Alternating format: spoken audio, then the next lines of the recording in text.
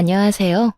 명절이 다가오기 시작하면 며느리들은 머리가 슬슬 아파오기 마련이죠. 저도 매 명절을 힘들게 보냈던 게 생각나네요. 하지만 지금은 아주 편하게 명절을 보내고 있죠.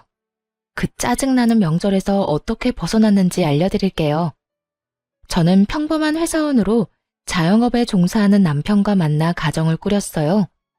신혼집은 경기도 외곽에 있었는데 남편 직장과 제 회사가 가까운 곳에 마련했죠. 결혼 초반에는 명절에 대한 스트레스가 그렇게 크지는 않았어요. 결혼 3년 차가 될 때까지는 친정에도 갈 수 있었으니까요. 사실 친정은 거의 땅끝마을에 가까운 아주 먼 지방에 있었어요. 가는 길마저 험해서 결혼 후에는 명절이나 연휴 때 한 번씩만 들를 수 있었죠. 너무 멀고 대중교통으로 가기도 힘든 곳이라 자주 못 가더라도 이해하고 넘어가려고 했어요. 그런데 결혼 4년 차가 되던 해부터 남편이 친정에 가는 걸 꺼리더군요. 여보, 솔직히 너무 멀잖아. 이번에는 그냥 연락만 드리고 용돈은 계좌로 붙여드려. 거기까지 내려갔다가 다시 올라오면 쉬는 시간도 없이 바로 출근인데. 힘들어서 일도 못해. 나뿐만이 아니라 당신도 마찬가지잖아. 이게 남편의 논리였고, 솔직히 미안할 일도 아닌데 괜히 미안하기까지 했죠. 친정이 너무 멀어서 남편이 많이 피곤하겠다 싶었어요. 괜히 이렇게 먼 곳에 직장을 가지게 된 스스로를 탓하게 되기도 했고요. 그런데 시모는 또 다른 이유로 저를 친정에 보내지 않았어요. 처음 남편 말을 따라 친정에 내려가지 못한 날, 시모가 저한테 그러더군요. 잘했다. 시집 왔으니 넌 죽어도 이 집 귀신이야. 친정 가봐야 이제 남이지. 우리 집에서 마음 편하게 지내라. 그리고 남편 내조도 좀 하고. 사위는 백년 손님이라잖아. 친정에 데리고 가봐야 손님밖에 더 돼. 너는 우리 집 가족이지만 거기서 우리 아들은 손님이라는 거 잘 기억하고. 요즘 세상에 장인 장모에게 잘하는 애교 많은 사위도 얼마나 많은데요. 백년 손님이라니 그만큼 남편이 처가에 싹싹하게 굴지 못한다는 뜻이잖아요. 그런 옛말을 들먹이며 친정에 내려가지 못하게 하는 시모도 웃겼어요. 그래도 그때는 그냥 그러려니 하고 넘겼죠. 모든 시어머니가 그렇듯 우리 시모도 똑같이 밉상짓을 하는구나. 정말 딱 거기까지만 생각했죠. 근데 점점 남편의 행동이 신경을 살살 긁었어요. 어느 순간부터 유별나게 시모만 챙기기 시작하더군요. 저는 명절에 친정도 가지 못하는데 부모님께 용돈을 50만 원 정도만 드렸거든요. 그런데 남편 놈은 시댁에 용돈 50만 원을 드리고 몸에 좋은 건강기능식품에 각종 과일 그리고 선물 세트까지 사서 들고 가더라고요. 좀 불공평하다 싶어서 한마디 했죠. 용돈도 드리는데 꼭 그렇게 선물을 많이 사야겠어? 우리도 돈이 없어서 생활비도 아끼는데.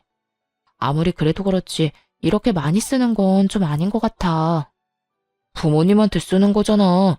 이 정도는 해드려야 부모님도 든든하실 거야. 그리고 무리하는 거 아니거든? 그럴 거면 우리 집에도 좀 보내주지 그랬어. 왜? 처가댁 부모님은 부모 아닌가? 사서 들고 가기에는 처가댁이 너무 멀잖아. 나중에 하나 보내드릴게. 그리고 명절에 보내면 택배 대란 때문에 다 상하고 문제 생길 텐데 그러지 말고 명절 끝나고 보내드리자. 말은 그렇게 해놓고 매번 까먹기 일쑤였죠. 그런데 그 뒤로도 남편 놈은 친정에 아예 갈 생각을 안 하더군요. 어쩌다 한두 번이야 이해하고 넘어갈 수 있었지만 2해, 3해를 넘어가니 솔직히 짜증이 났어요. 이번에는 친정에 내려가야 한다고 말하면 남편 놈이 항상 이렇게 말하는 거예요. 장인어른이랑 장모님이 우리가 내려가는 걸 좋아하시겠어? 얼굴 잠깐 보고 다시 올라가야 하는데. 부모님들은 우리 불편한 거 안 좋아하셔. 불편하게 왔다 갔다 하는 걸 걱정하시고. 그리고 내 생각은 안 해. 내내 운전은 나만 할 텐데 장장 6시간을 운전대 붙잡고 있다고 생각해봐. 그게 인간이 할 짓이야? 그럼 내가 운전하면 되지. 어떻게 2년이 넘도록 친정을 한 번도 안 갈 수가 있어? 그럼 혼자라도 내려갔다 오게 차라도 사줘. 장롱 면허 10년째인 너한테 차를 어떻게 맡겨? 그리고 혼자 절대 못 보내.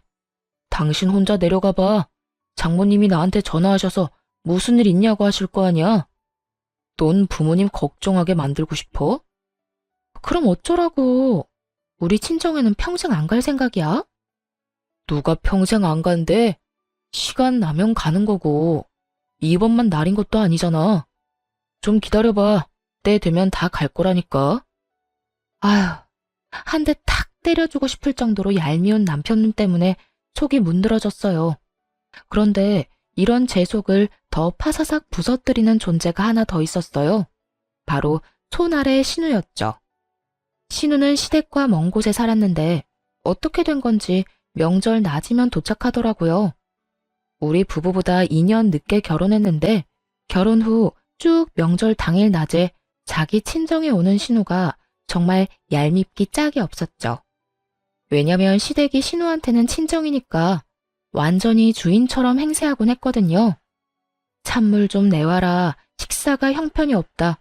도대체 언니는 시댁 와서 하는 게 뭐냐. 저한테 이런 평가질이나 하고 말이죠. 함께 있기 너무나 힘든 존재가 바로 신우였죠. 그런데 시모가 저한테는 친정에 가지 말라고 해놓고선 신우에게는 빨리 오라며 맛있는 거 많이 해놨다고 전화하는 걸 듣게 됐어요. 순간 짜증이 확 치밀어 올랐죠. 아무리 그래도 그렇지 며느리는 친정에 안 보내주면서 딸더러 빨리 오라고 하다니 듣는 며느리 기분이 좋을 리가 없잖아요. 도저히 참을 수가 없어서 신우에게 명절 전날 전화를 했죠. 아가씨, 이번 명절에는 본가 오지 말고 아가씨 시댁에서 시간 보내세요. 올 필요 없을 것 같아요. 아니, 새언니가 왜 나한테 집에 오라 마라 해요? 우리 부모님 집인데 왜 언니가 나를 못 오게 하냐고요. 참나 기가 막혀서. 지금 이게 뭐 하는 짓이에요? 우리 엄마도 새언니 이러는 거 알아요? 어머님은 모르시는데 아마 제 의견에 동의하실걸요? 지금 뭘 모르는 것 같은데 어머님은 아가씨가 집에 오는 거 싫어하세요. 그러면서 평소 시모의 지론을 신우에게 말해줬어요. 며느리는 친정에 자주 가면 안 된다는 그 지론 말이죠. 할 말이 없어 열받았는지 신우가 전화를 뚝 끊더군요. 그리고는 바로 시모에게 전화를 했나 봐요. 명절 전날이라 시댁에 함께 있었는데 옆에 있던 시모가 전화를 받더군요. 그래, 딸. 왜 전화했어? 엄마, 새언니가 나더러 집에 오지 말래. 엄마가 나 집에 오는 거 싫다고 했어? 뭐? 내가 왜 그런 소리를 해? 얘, 너 도대체 우리 딸한테 무슨 소리 한 거야? 왜 오지 말라고 한 거니? 시모가 화들짝 놀라서는 저한테 화를 내며 묻더라고요. 그래서 아무 생각 없는 척 시모에게 태연스레 말했죠. 어머님이 저한테 말씀하셨잖아요. 며느리가 친정 자주 가는 거 보기 싫다고요. 죽어서도 이 집 귀신인데 친정 가면 뭐 하냐고. 그러니까 저도 몇 년째 친정에 안 보내고 있으시잖아요. 안 그래요? 항상 그렇게 말씀하시길래 아가씨한테도 어머님 생각 말해드렸어요. 어머님은 며느리가 친정 가는 거 싫어한다고. 아가씨도 며느리인데 이 집에 오지 말아야 하는 거 아닌가요? 그 이야기를 듣던 시모는 순간 벙찐 모양이었어요. 다 자기가 한 말이었으니까요. 그걸 신우에게 대입해서 그대로 돌려줄 줄은 생각도 못했나 봐요. 그때 신우가 전화로 그러더군요. 이 언니 웃기네. 어떻게 며느리랑 딸이 똑같아요. 당연히 다르지. 똑같죠, 남의 며느리인 건. 근데 다른 게 있긴 해요. 아가씨랑 저랑은 시어머니가 다르잖아요. 아가씨는 상식적이고 친절하고 좋은 시어머니 만났나 보네요. 추석 당일 아침에 밥만 먹이고 바로 친정에 보내주는 거 보면. 근데 저는 다르거든요. 지금 몇 년째 친정을 못 가는 건지 모르겠어요. 가고 싶다고 해도 참으라고만 하고 가서 좋을 거 없다고만 하시는데 남의 집안 며느리 된 딸은 어찌나 집으로 부르시는지. 이래서 사람을 잘 만나야 하나 봐요. 이렇게 말하자 이번에는 신우가 아무 말도 못하더군요.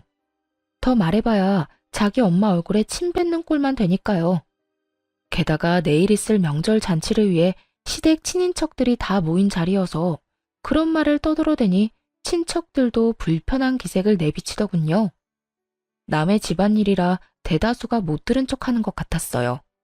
그리고 그분들도 알게 된 거죠.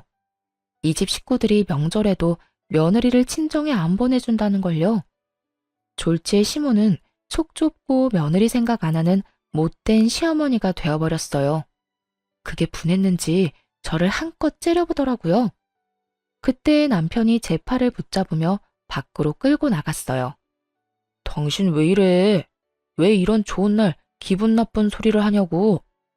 내가 나중에 처가 때 가준다고 말했잖아, 때 되면. 그때가 대체 언젠데? 벌써 2년 동안 친정을 한 번도 못 갔어. 친정이 해외야? 제주도야? 울릉도, 독도야? 섬도 아닌 대한민국 내륙인데 왜 못 가? 처음에는 당신 피곤하다고 해서 나도 이해했어. 근데 계속 안 가겠다는 건 의도가 뻔하잖아. 야, 그런 이야기가 아니잖아. 내가 뭐 평생 안 간대? 가긴 갈 건데 요새 좀 피곤해서 못 간 거지. 참나, 명절에 시댁을 가면 친정도 가는 게 상식이야. 당신 동생처럼. 시누이 시댁은 상식적으로 행동하던데 왜 당신네는 안 그런지만 골라서 해? 아무리 시어머니가 달라도 그렇지. 내가 그냥 재수가 없는 거야? 그래서 이런 시어머니랑 남편 만나는 통에 친정 못 간 거냐고. 아무리 그래도 친인척들 다 있는 데서 그런 말하면 우리 엄마는 뭐가 돼? 뭐가 되긴? 상식 없고 속 좁은 시어머니가 되는 거지. 근데 틀려? 맞는 말이잖아. 당신처럼 어머님도 나 친정 못 가도록 매번 막으셨어. 몰랐지? 주말에 나 혼자라도 가려고 하면 매번 시댁에 오라고 해서 일 시키신 분이야. 그러면서 당신 내조해야 하니 친정에는 관심 끄라고 하셨고. 주변 사람들도 그런 사정을 다 알아야 내가 덜 억울하지 않겠어? 어쨌든 나 이번에는 무조건 친정 갈 거야. 당신은 오든지 말든지 마음대로 해. 그렇게 말하고 남편 차키를 챙겨서 밖으로 나왔어요. 그리고 남편 차를 타고 친정으로 내려왔죠. 오랜만에 차를 운전하긴 했지만 친정으로 가는 길을 잊어버리지는 않았더라고요. 그렇게 혼자 내려갔더니 친정 부모님이 깜짝 놀라더군요. 너 연락도 없이 웬일이야? 얼마 만에 보는 거냐? 잘 지냈어? 아빠. 잘 지냈어. 근데 우리 사위는 왜 너 혼자 내려왔어? 아, 그 사람은 시댁에 있지. 나 혼자 차 타고 여기 내려온 거야. 이번에는 나도 친정에 오고 싶었거든. 그러고는 사가지고 온 선물을 부모님께 잔뜩 안겨드리며 집 안으로 들어갔어요. 왜 지금껏 못 드린 건강기능식품과 과일 바구니들 말이에요. 오랜만에 친정집에 들어서니 푸근하고 마음이 놓였죠. 친정에는 남편과 싸웠다는 이야기는 따로 하지 않았어요. 그런데 저 혼자 내려보낸 것이 눈치가 보였는지 남편 놈이 그 다음날 부랴부랴 친정으로 내려왔더군요. 시댁 차를 몰고 왔더라고요. 그런 남편 놈을 보며 무미건조하게 말했죠. 무슨 일로 여기까지 왔어? 시댁에 있지. 당신이 여기 있는데 내가 어떻게 계속 본가에 있어? 장인어른, 장모님, 잘 지내셨죠? 얼마 동안 못 내려와서 정말 죄송했습니다. 앞으로 자주 찾아올게요. 얼마나 갈지 모를 의미 없는 말을 꺼내며 남편놈이 넉살 좋게 인사를 하더군요. 그래도 그냥 그러려니 했어요. 이 인간이 또 안 가겠다고 하면 혼자서라도 이렇게 오면 되겠다 싶었거든요. 그렇게 친정에서 쉬고 집에 도착하니 남편놈이 그러더군요. 시모가 화가 많이 났다고요. 저는 별로 신경 안 쓴다고 왜 화가 나셨는지 모르겠다고만 했어요. 결국 남편놈은 더 이상 이야기를 꺼내지 못했고 그렇게 명절이 끝나고 말았어요. 솔직히 마음속으로 앞으로 명절에 시댁엔 절대 가지 말아야겠다는 속셈이 있었거든요. 이제 저는 안 가고 남편만 보내면 되겠다 싶었어요. 그래서 별거 아니라고 생각하고 넘겼고요. 그런데 그대로 진정될 줄 알았던 마음에 이혼의 불씨를 지피는 일이 일어났어요. 바로 시모의 생일날 벌어진 일 때문이었죠. 그해 연말 시모 생일 잔치에 초대받아 갔어요. 생일 선물은 남편이 자기가 마련하겠다고 한지라 저는 신경도 안 쓰고 있었죠. 지난 명절 이후 시모와 화해를 한 것도 아니었고 가봐야 꽂아 놓은 보릿자루처럼 자리만 지키다 올 거라고 예상했거든요. 그리고 시모 생일 선물도 남편이 몇십만 원 정도 용돈이나 주고 말겠지 했어요. 처음에는 무슨 선물을 준비했는지 몰랐어요. 그냥 일반 종이 가방에 담겨 있었거든요. 남편이 시모에게 그걸 주며 나중에 집에 가서 열어보라고 하더라고요. 이때까지만 해도 아무 생각이 없었는데 시모가 그게 뭔지 너무 궁금했었나 봐요. 그래서 남편이 화장실 간 사이에 그걸 꺼내서 확인을 했는데 선물을 확인한 순간 제 눈도 뒤집어졌어요. 좋기 몇백만 원은 하는 명품 가방이었거든요. 이 인간이 친정엄마 생일에 준 선물은 12만 원짜리 화장품 세트였거든요. 그것도 인터넷에서 고르고 골라 제일 싼 거 사서 친정집으로 바로 붙여줬으면서 시모 생일에는 엄청나게 비싼 명품 가방을 준 거예요. 완전히 머리가 확 돌아버릴 만큼 열받더군요. 그리고 이렇게 화가 나는데도 또 다른 이유가 있었어요. 명절 이후에 남편놈이 시모에게 외제차를 사줬거든요. 시모가 바깥 활동을 하는데 차가 없어서 힘들다는 이유로요. 그때 남편에게 엄청 화를 냈었어요. 몇 달 전에 저한테 돈까지 빌려간 인간이 그렇게 큰 돈을 펑펑 쓰니까 화나잖아요. 그래서 시어머니 외제차 사줄 돈은 있었냐고 따졌죠. 그랬더니 남편이 뭐라고 한 줄 아세요? 자기 돈으로 부모님 좋은 거 해드리겠다는데 뭐가 그렇게 안 입곱냐고 하더라고요. 하긴 빌린 돈 보태서 자기가 번 돈으로 효도하는데 뭐라 할 수는 없죠. 하지만 기분이 더러운 건 사실이잖아요. 그날 저녁 돌아오면서 남편한테 그랬죠. 어머님, 명품 가방 사드렸더라. 어? 어떻게 알았어? 어머님이 자랑하고 싶으셨는지 당신 없을 때 열어보셨거든. 돈 없다면서 나한테 빌려가 놓고 아주 어머님한테는 펑펑 쓰네. 그렇게 돈 많으면 내 돈 먼저 좀 갚지 그래. 나도 우리 엄마한테 돈 한번 펑펑 써보게. 여보, 당신한테 빌린 돈은 이렇게 개인적으로 쓴 게 아니야. 가게에 필요한 돈이라 빌린 거잖아. 그리고 엄마한테 준 거 진짜 명품도 아니라고. 그냥 레플리카야. 몇십만 원 하는. 태연하게 말하는 남편놈을 보며 속으로 코웃음을 쳤죠. 그게 레플리카인지 진짜인지 구분을 못하겠냐고요. 마침 일하는 회사에 명품 가방 수집에 진심인 동료가 있었는데 저도 그 친구 덕에 짝퉁이랑 진짜는 구분을 참 잘하거든요. 그 비싼 걸 싼값에 샀다고 거짓말하는 남편을 보니 정말 괘씸하더라고요. 그래서 몰래 한 가지를 계획했어요. 시모가 연말에 우리 집에서 며칠 지내고 싶다고 했거든요. 남편놈이 그렇게 하라고 해서 시모가 오기로 했는데 저는 쏙 빠지려고 준비했어요. 그래서 시모가 온다는 날 전날부터 시모가 가는 그 다음 날까지 연차를 썼고 그대로 친정으로 피난을 가버렸죠. 집에 왔다가 제가 없어진 걸 눈치챘는지 시모가 급히 전화를 하더군요. 전화를 받았더니 바로 막말을 쏟아냈어요. 넌 도대체 어떻게 된 애가 내가 온다고 했는데 집을 비워? 이래가지고 밥은 어떻게 먹니? 너 평소에도 이렇게 자주 집에 안 들어오니? 우리 아들 밥은 먹이고 회사 다니는 거야? 이래서 집안에 사람을 잘 들여야 하는 법인데 어떻게 이런 게 우리 집에 들어와서 내 속을 썩이는지. 당신 지금 어디야? 어딜 가면 간다고 이야기는 하고 가야지. 나 지금 친정 내려가는 길이야. 어머님은 내일 오신다더니 하루 빨리 오셨네. 나도 급한 볼일이 있어서 내려가는 거니까 당신이 어머님 좀 잘 보살펴 드려. 당신 어머니잖아. 친정? 갑자기 친정에는 왜 가는데? 그것도 혼자서? 무슨 일 있어? 누가 불러서 가는 거야? 무슨 일인데 말 좀 해봐. 남이사, 누가 불러서 가든 그냥 가든 당신이 뭔 상관이야? 결혼하고 지내면서 처가댁에는 전혀 관심 없었던 사람이 지금처럼 앞으로도 관심 끄고 살아. 여보, 잠깐만. 전화 끊지 말고.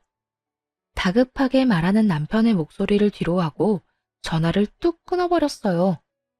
자기들끼리 집에서 지지고 볶든 제 알바가 아니었죠. 그런데 좀 이상하긴 하더라고요. 왜 친정에 간다니까 저렇게 예민하게 구는 걸까요? 시모는 저한테 짜증을 냈지만 남편의 반응은 뭔가 달랐어요. 뭔가 조급해하고 초조해하는 기색이 있었죠. 그렇게 이상하다 싶은 마음을 가지고 친정에 도착했어요. 남편에게 말했다시피 사실 친정에 볼 일이 있긴 했어요. 얼마 전에 시골 삼촌이 돌아가셨거든요. 그 삼촌은 원래 도시에서 살았는데 할아버지께서 시골로 내려와 농사 짓는 자식에게 유산을 다 물려주겠다고 했거든요. 가족도 없이 혼자 지내던 삼촌은 할아버지 뒤를 이어 시골에서 농사를 짓게 됐죠. 그런데 그분이 돌아가신 거예요. 결혼도 안 하고 자식도 없는 분이라 형제인 아버지께 이제 그 유산이 상속됐어요. 아버지는 제게 그 땅이랑 유산을 다 물려주겠다고 하셨어요. 결혼 전에 엄마께 골수 이식을 해드렸는데 딸이지만 그 일이 참 고마워서 이번에 받은 유산을 다 주겠다고요. 그래서 이번에 아버지랑 이 재산을 어떻게 할까 의논할 겸 친정에 간 거였죠. 그런데 집에 도착해서 삼촌 재산에 대해 이야기하는데 아버지가 살짝 제 눈치를 보더니 이렇게 말씀하더군요. 그런데 남편 사업이 아직도 많이 힘들어?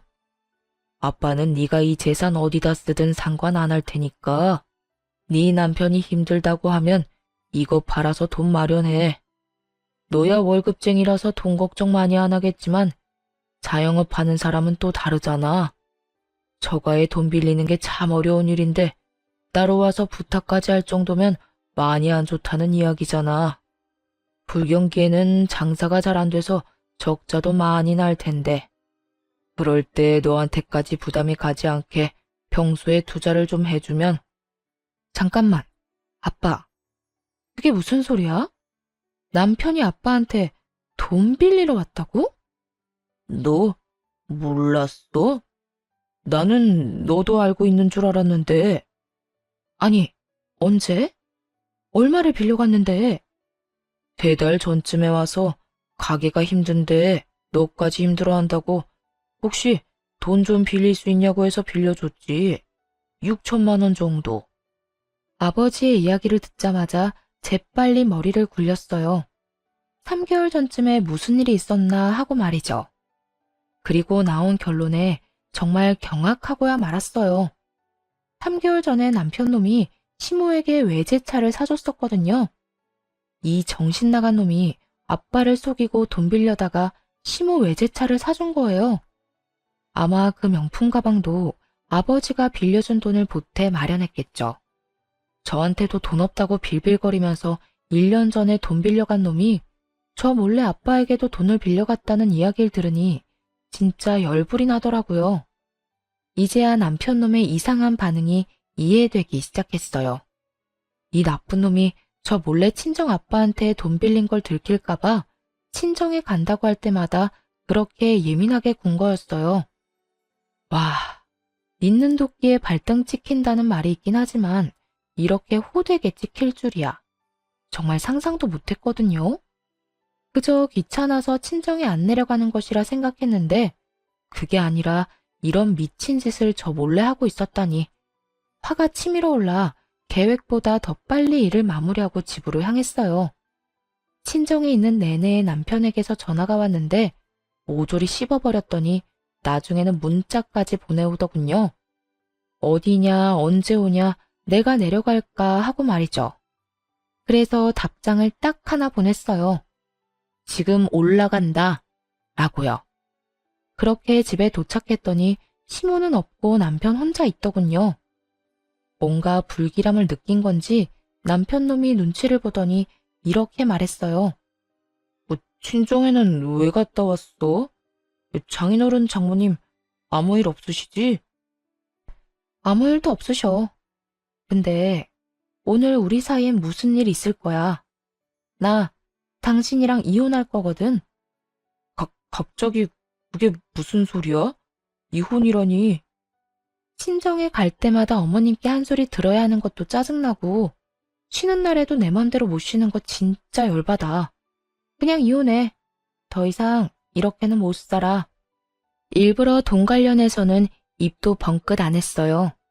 남편 놈이 대체 언제 이야기할까 궁금했거든요. 그런데 예상과 달리 먼저 돈 이야기를 안 하니 남편 놈이 완전히 당황하더군요. 이혼을 하게 되면 저에게 빌려간 돈을 당연히 갚아야 할 테고 그뿐만이 아니라 장인어른한테 빌린 돈도 갚아야 했죠. 그걸 생각하니 아득했는지 똥줄 빠진 것처럼 안절부절 못하더라고요. 그렇게 이혼 소송을 진행했어요. 물론 남편은 절대 안 된다고 했는데 그냥 비웃어줬죠. 이혼이 자기 혼자 안 하겠다고 안 할 수 있는 게 아니잖아요. 그런데 이혼 소식을 어떻게 전해 들었는지 시모가 전화를 했어요. 네가 이혼하자고 했다며? 니깎게 뭔데 우리 아들한테 이혼하자는 거야? 걔가 뭐 잘못한 게 있는데? 나도 그렇고 아들도 그렇고 우리는 떳떳해. 뭐 쫄기라도 할 줄 알았어? 이혼하자면 하는 거지. 그런데 네가 그래봐야 위자료 한 푼도 못 줘. 그리고 네가 결혼할 때 받아간 결혼자금 그거 고스란히 뱉어내고 이혼해라. 아니면 이 이혼 절대로 못 해주고 끝까지 쫓아가서 그 돈 다 받아낼 생각이야.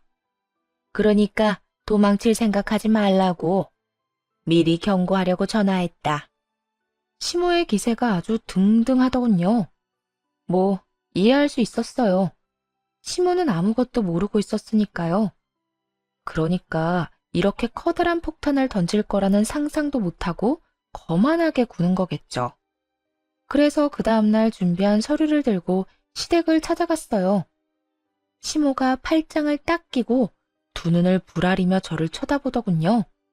그런 시모를 보며 그저 웃으면서 가지고 있는 서류를 거실 탁자 위에 올렸어요. 서류에는 1억이라는 큰 돈을 시모가 제게 줘야 한다는 글이 적혀 있었죠. 그 내용을 보고 당연히 시모는 어리둥절해 하더군요. 분명히 자기가 돈을 받아내야 한다고 생각하고 있었는데 오히려 본인에게 1억이라는 큰 돈의 청구서가 돌아갔으니까요. 이게 뭐야? 네가 나한테 돈을 준다는 얘기니? 아니요. 어머님이 저한테 1억을 주셔야 한다는 얘기예요. 그게 무슨 소리야? 너 결혼할 때 내가 1억 줬잖아. 그거 너 다 했잖아. 그러니까 이혼하면 그거 다시 다 돌려줘야지. 어디서 사람을 속이려고? 예상대로 시모는 미친 듯이 소리를 치며 거짓말하지 말라고 난리를 피우더군요. 저는 시모와는 정반대로 차분해졌죠. 여기 남편 통장 내역이 있어요. 어머님이 주신 1억 제 통장에 들어온 게 아니라 남편 통장으로 들어갔고요. 그 1억은 결혼 자금과는 아무런 상관없이 남편 가게 사업 자금으로 들어갔어요. 보면 아시죠? 한글 못 읽는 거 아니시잖아요. 그리고 그 이후로 제가 남편한테 결혼 자금으로 받은 돈은 조금도 없어요.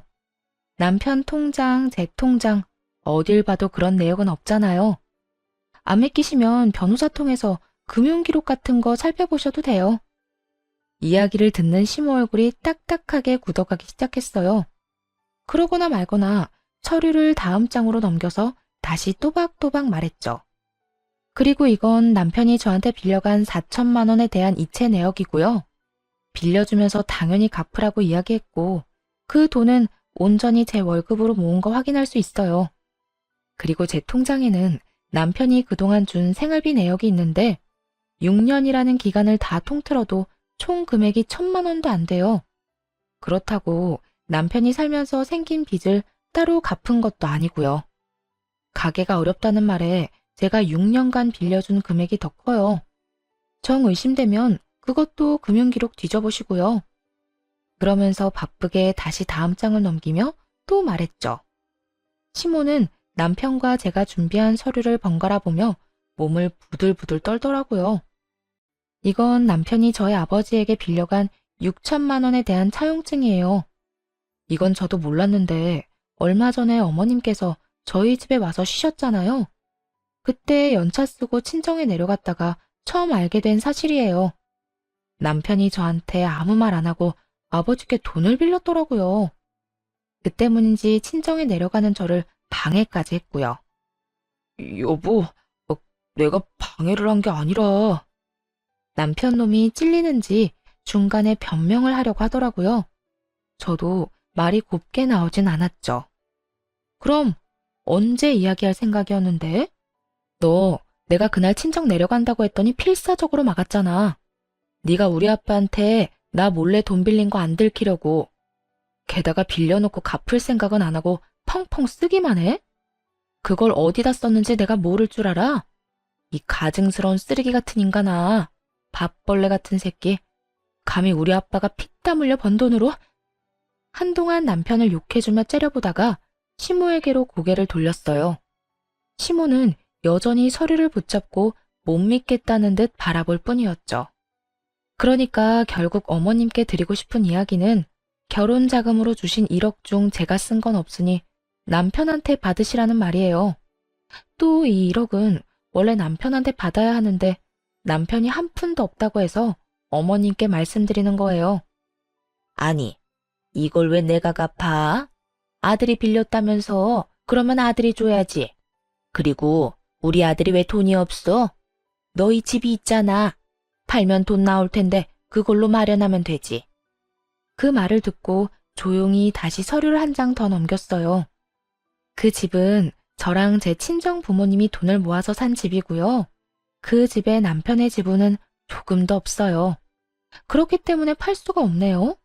전 팔 생각이 없으니까요. 그리고 남편이 빌려간 그 돈이 어디에 들어갔는지 제가 다 알고 있거든요. 어머님이 받으신 외제차 그리고 명품 가방. 그것들 다 남편이 저랑 친정아버지한테 돈 빌려서 사드린 거예요. 그러니까 남편 대신 어머님이 그거 팔아서라도 갚아주셔야죠. 그러자 남편 얼굴이 일그러지더군요. 제가 남편의 상황을 모르길 바랬던 것 같았어요. 이런 돈 이야기 없이 이혼하자고 했을 때 혹시 진짜 모르나 하고 기대했겠죠? 그런 기대를 마지막 순간에 철저히 무너뜨려주는 게 진짜 복수고요. 남편에게 백날 돈 갚으라고 말해봐야 타격감 제로일 테고 이렇게 가족 앞에서 이야기해야 수치심과 두려움이 배가 될 테니까요. 아들아, 저 말이 진짜야? 다 참말이냐고. 너 나한테는 그 집이 다 네 거라며. 거기다 결혼자금 1억도 다 집 사는데 썼다며. 근데 뭐? 빚이 1억? 너 도대체 뭐 하고 다닌 거야? 엄마, 제가 차 사드렸잖아요. 사람 혼이 빠지도록 무조건 비싼 차 사달라고 한 사람이 누군데요? 안 될 것 같다고 했을 때 엄마가 뭐라고 했는지 기억 안 나요? 돈 빌려서라도 사주는 게 자식된 도리라면서요. 그래서 장인어른한테 빌려다 외제차 해드렸잖아요. 남편 놈이 도리어 화를 내며 말하자 시모는 충격을 이기지 못했어요. 너 그걸 말이라고? 아이고 머리야. 아이고. 시모가 머리를 부여잡고는 못 쓰러질 듯 휘청거리더군요. 그러다 소파 위로 풀썩 주저앉았어요. 그리고 잠시 후 처음과는 전혀 다르게 차분해진 목소리로 슬쩍 말하더군요. 예, 나는 이런 사정 같은 거 아무것도 몰랐어. 우리 아들이 이런 짓을 했을 줄은. 이건 정말 큰 문제야. 그냥 넘어갈 순 없지. 그런데 이렇게 이혼해서는 안 돼. 차라리 같이 살면서 갚게 하는 게 낫지 않겠니? 아까의 기세등등하던 태도는 어디로 갔는지 이제는 시모가 이혼하지 말라고 권유하더군요. 살면서 돈을 갚도록 하는 게 더 좋다는 이유로 말이죠. 안면물수라는 게 이럴 때 쓰는 말일까요? 너네가 이혼한다고 쫄릴 줄 아냐며 큰 소리는 펑펑 쳐놓고 남편에게 빚이 1억 있다는 걸 알자마자 급박하게 꼬리를 내리는 시모 꼴이라니. 게다가 남편이 빈털털이라는 것을 알고는 저를 묶어두려는 것 같더군요. 이미 시모와 남편이 어떤 사람들인지 다 아는데 그게 가능할 리가 없잖아요. 솔직히 두 사람이 저한테 조금이라도 친절하게 대했다면, 그리고 저를 속이지 않고 친정에 가도록 배려해줬다면 이혼까지 생각했을까요? 분명 고민이야 했겠지만 이혼은 안 했겠죠. 그렇지만 남편의 행동이 너무 치사했잖아요. 친정에는 내려가지도 못하게 한 주제에 장인어른한테 빌린 돈으로 시모에게 외제차와 명품백을 사주다니. 그런 남편놈을 보고 누가 이혼을 생각하지 않을 수 있겠어요? 저는 코웃음을 치며 시모에게 말했죠. 아드님 이혼 안 시키고 절 붙잡아 보려는 그 마음은 알겠지만 이미 늦었어요. 이혼 소송 진행 중이거든요. 그리고 이혼하든 안 하든 이 돈은 남편이 갚아야 하는 거고요. 저희 아버지도 그렇고 저도 그렇고 이 돈 어떻게든 받아낼 거예요. 그제야 시모가 무너지더군요. 갑자기 고개를 쳐들더니 실성한 여자처럼 아들에게 소리쳤어요. 난 못 갚아. 네 잘못이고 네가 빌린 돈이니 네가 갚아. 내가 뭔가 해줄 거라고 절대 기대하지 마. 잘못한 건 네 놈이고 나는 결백하니까. 결백한 것 치곤 시모가 받아먹은 게 워낙 많아서 남편 놈도 가만히 있진 않았어요. 아니, 그 돈 빌려서 온전히 저한테 쓴 것도 아닌데 왜 못 갚아주는데요? 와, 엄마 진짜 얼굴에 철판 제대로 깔았네. 그만큼 받아놓고 이제와 발뺌을 하신다? 그건 제가 용납 못해요. 두 사람은 1억이라는 빚 앞에 한치도 물러서지 않고 팽팽하게 싸우더군요. 그런 둘을 놔두고 그 집을 빠져나왔어요. 그리고 집에 오자마자 용달차 부르고 안방에 있는 남편 짐부터 꺼냈죠. 그런데 어느새 남편놈이 집에 슬그머니 들어오더니 짐을 싸는 걸 보고 저를 말리려고 하더군요. 여보, 진짜 이럴 거야? 나 정말로 내보낼 거냐고. 우리가 함께 산 세월이 몇 년인데 이런 식으로 내보내는 건 좀 아니지 않아? 내가 어떤 식으로든 갚는다니까? 그 돈은 당연히 갚아야 하는 거고, 당신은 이 집에 대한 지분이 하나도 없잖아. 결혼할 때 한 푼도 안 내고 이 집에 들어온 건 너야. 그때도 당신 가게 힘들다고 해서 어머님한테 받은 돈도 당신이 모았다던 결혼 자금도 다 가게로 들어갔지. 솔직히 그것도 의문이긴 해. 그 돈은 시댁에 안 갖다 바쳤어? 나 당신한테 제대로 생활비 받아본 적 한 번도 없어. 그것만으로 이미 아웃이고 어차피 이혼하고 나갈 텐데 뭐하러 굳이 같이 살아? 보기 싫은 얼굴 쳐다보면서. 그러니까 미리 좀 나가. 알았어? 하나부터 열까지 너무 맞는 말만 하니 남편도 더 이상 아무 말 못하더군요. 뭐 입이 10개라도 할 말이 없었겠죠. 자기가 뭘 잘했다고 이 집에 남겠다 어쩐다 이야기하겠어요? 그리고 시모와 남편을 위한 진정한 지옥은 며칠 뒤부터 시작됐어요. 이혼에 대한 전말을 모두 듣게 된 친정아빠가 완전 열받으셨거든요. 그딴 놈도 하나뿐인 사위라고. 내가 노후자금으로 모아놨던 자금까지 빌려줬는데 널 속이고 그딴 짓을 했다고? 널 친정에 못 가게 한 것도 모자라 지 엄마 외제차랑 명품백을 사줬단 말이야. 차라리 너한테 선물을 사줬다 하면 내가 그 돈 받을 생각 안 했을지도 몰라. 그런데 감히 내 딸한테도 돈을 빌려놓고 나한테까지 돈을 빌려? 그건 절대로 용서 못하지. 지옥까지 쫓아가서라도 그 돈 받아내고야 만다. 그렇게 선언한 친정아빠는 정말로 그 먼 곳에서 한달음에 올라오셨어요. 그러고는 남편이 시모에게 사준 외제차 뒤를 졸졸 쫓아다녔죠. 완전히 대놓고 쫓아다닌 게 아니라 몰래 뒤만 쫓다가 시모가 지인들을 만나는 것 같으면 마치 우연히 마주친 적 다가가 이랬대요. 아이고, 잘 지내고 계신 것 같아서 보기 좋습니다. 이제 그쪽 아드님하고 우리 딸이 이혼한 건 아시죠? 그런데 그쪽 아드님이 나한테 빌려간 돈을 안 갚아서 이렇게 찾아왔어요. 아드님이 그러는데 자기는 돈이 없으니 엄마한테 가서 받으라고 하더라고요. 저도 노후를 위해 힘겹게 마련한 돈이라 없으면 크게 곤란해서 말이죠. 그쪽 아드님이 나한테 빌린 그 돈으로 자기 엄마 외제차를 사줬다고 하는데 그게 바로 2차죠? 아이고, 참 좋아 보이네. 아니, 사돈은 왜 이럴 때까지 찾아와서 그런 이야기를 해요? 저는 우리 아들이 빌린 돈이랑은 아무런 상관이 없는 사람이에요. 상관이 없어? 당신 아들이 저지른 짓이고 그동안 당신이 그 돈 다 썼잖아. 그러면 양심상 대신 갚아줘야 한다는 생각은 안 들어요?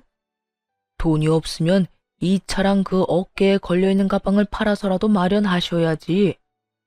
그러니까 돈은 빌린 사람한테 갚아달라고 해야지. 왜 빌린 사람 엄마한테 이렇게 난리를 치냐고요? 아니, 상관이 왜 없어요? 그쪽이 아들을 잘못 키웠잖아요.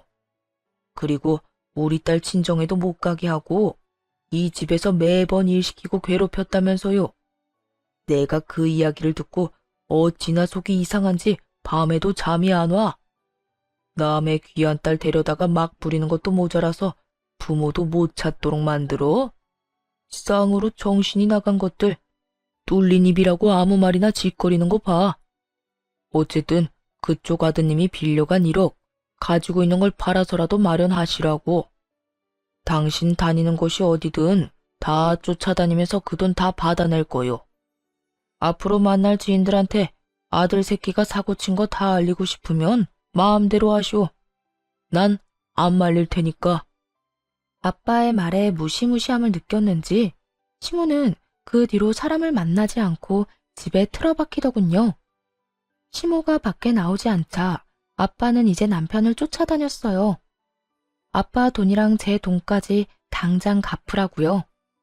결국 주변에 사람이 있든 말든 상관없이 쪼아대는 아버지 때문에 남편 놈은 시모의 반대를 뒤로하고 명품 가방과 외제차를 팔아 돈을 마련했어요.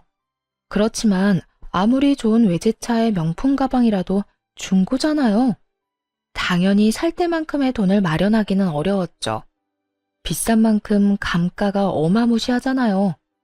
그래서 어쩔 수 없이 시댁집을 담보로 대출을 받아 저와 아버지에게 갚았더군요. 그 돈을 갚을 때 남편이 저한테 한마디 했어요.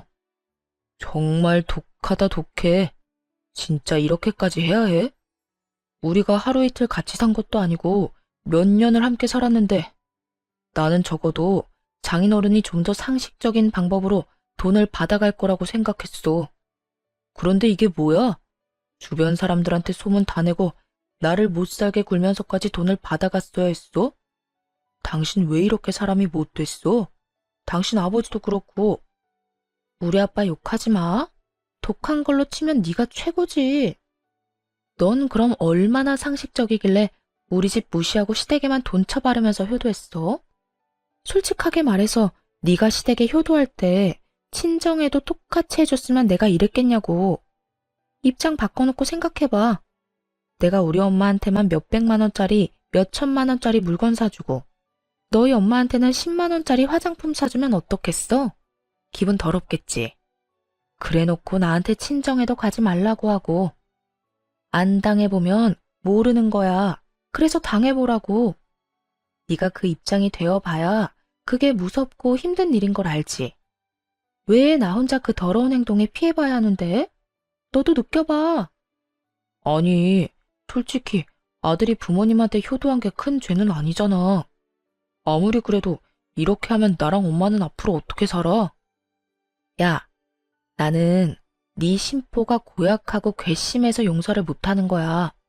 능력도 안 되는 게 처갓집에서 돈 빌려다가 효도를 그렇게 하면서 막상 돈 빌려준 처갓집은 무시했지. 게다가 그게 찔려서 마누라는 친정에 가지도 못하게 하고. 가슴에 손을 얹고 네 놈이 한 짓거리를 생각해봐. 결국 이혼도 돈을 받아내는 것도 완벽하게 해결됐어요. 그렇게 전 남편과는 더 이상 만날 필요가 없어졌죠. 그 이후로 몇 번이나 연락이 왔지만 다 무시했어요. 전화한 이유야 뻔했으니까요. 그래서 용서해달라는 말은 필요 없으니 연락하지 말라고 몇 차례 문자를 보냈더니 더 이상 연락이 없더군요.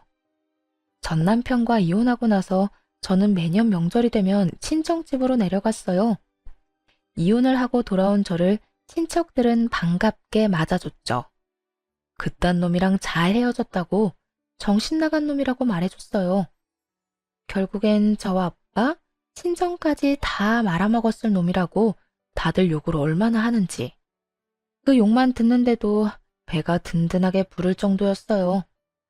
그렇게 친정집에 있으면서 오랜만에 SNS를 했더니 신우의 게시글이 떡하니 올라왔더군요. 보니까 해외여행이라도 간 것 같았어요. 신우와 그 아이들이 이국적인 건물 앞에서 사진을 여러 장 찍었더라고요.